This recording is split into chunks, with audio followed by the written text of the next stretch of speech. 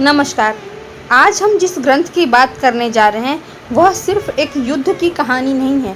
वह है आत्मा की यात्रा, मन के द्वंद्व और कर्तव्य के बोध की सबसे महान गाथा। यह है भगवद गीता।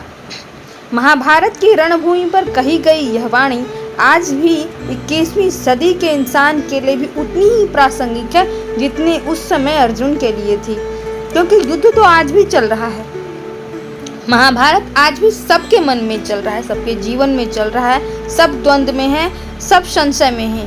क्या उचित है, क्या निर्णय करना चाहिए, क्या गलत है, आज भी सब युद्धरत है।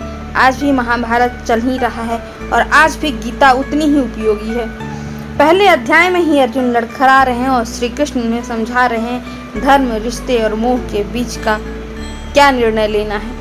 ऐसी स्थिति हम सब के जीवन में आती है, हम सबको द्वंद्व होता है, हम सब संशय में पड़ते हैं और हम सबको इन सब से ऊपर उठकर जो सही है वो निर्णय लिए बिना जीत नहीं हो पाती है, निर्णय लेते हैं हम। श्री कृष्ण अर्जुन से कहते हैं कि क्लैब्य मां स्मगमः पार्थ, अर्जुन यह कायरता तुम्हें शोभा नहीं देती, अर्थात कमजोरी अगर आ गई है जीवन में तो उस कमजोरी से आपको पार पाना, उस कमजोरी के ऊपर आपको जीत हासिल करनी है, आपको खड़ा होना है, चाहे भीतर कितना ही डर क्यों न हो। डर को पार किए बिना कोई जीत नहीं मिल सकती। कर्मण्येवाधिकारस्ते मा फलेषु कदाचन, यह गीता का सबसे लोकप्रिय और गहरा सूत्र है। ये हमारा अधिकार केवल कर्म पर है, फल पर नहीं है। और आज भी हम सारा कर्म अगर फल सोच कर करते हैं, फल तो मिल जाता है, लेकिन कर्म कहीं ना कहीं अधूरा रह जाता है। पढ़ाई करते हैं, नौकरी मिल जाती है, लेकिन पढ़ाई करने में हमने जो ज्ञान अर्जित करना चाहिए था वो ज्ञान कहीं छूट जाता है। तो गीता कहती है कि जब हम निस्वार्थ होकर काम करते हैं, आत्मिक शांति तभी मिलती है, ज्ञान तभी मिलता है। सोचिए, एक माँ जो अपने बच्चों को पालती है, उसे न कोई सैलरी चाहिए, न कोई प्रमोशन चाहिए। वो ऐसा इसलिए क्यों करती है? क्योंकि वो अपने बच्चे से निष्काम प्रेम करती है। और हर माँ यही चाहती है कि उसका बच्चा सदैव सुखी रहे, स्वस्थ रहे, संस्कारी, चरित्रवान रहे, ज्ञानवान रहे। यही है निष्काम कर्म और यही है गीता का सार भी।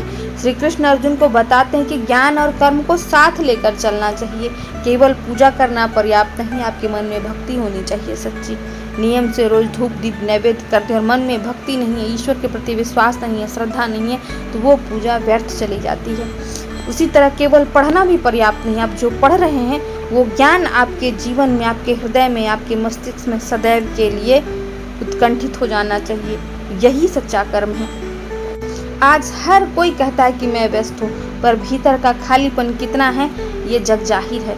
गीता कहती है कि मन ही मित्र है और मन ही शत्रु है। अगर मन अपने नियंत्रण में नहीं है तो संसार में अशांति ही अशांति है। तो अपने मन पे आपको नियंत्रण करना है और आपका मन जैसे ही आपके नियंत्रण में आएगा, सर्वत्र आपको शांति नजर आएगी। ये बात आप मान कर चलिए कि ये संसार क्षणभंगुर है और जो कुछ भी है वो नश्वर है। तो इन नश्वर वस्तुओं से हमें प्रभावित ही नहीं होना है कि किसके पास कितना ऐश्वर्य है, किसके पास कितना कुछ और है।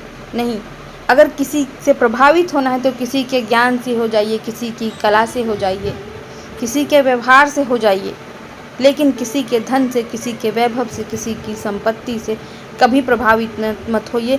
किसी की क्रूरता से भी कभी प्रभावित मत होइए। श्री कृष्ण कहते हैं कि जो मुझे सच्चे प्रेम से भजता है मैं उसका हो जाता हूँ। भक्ति का अर्थ है अपने जीवन को ईश्वर के हाथों में सौंप देना, हर काम को अर्पण करना अपने ईश्वर को। भक्ति का मतलब मंदिर जाना नहीं होता है, बल्कि अपने ईश्वर को अपने हृदय में स्थापित करना और हर समय हर जगह उनका ध्यान करना और उनको अपने समीप पाना। ये असली श्रद्धा है, ये सच्ची श्रद्धा है, यही सच्चा समर्पण भी है। आखिर में गीता कहती है कि नियंत्रण मत कीजिए, त्याग कीजिए, छोड़िए। मुक्ति पाना है तो हर पल में समर्पण लाइए। सर्वधर्मान परित्यज्य मामेकं शरणं व्रज। अपने सभी धर्मों को छोड़कर, अपने सभी भ्रम को छोड़कर श्री कृष्ण कहते हैं कि बस मेरी शरण में आओ।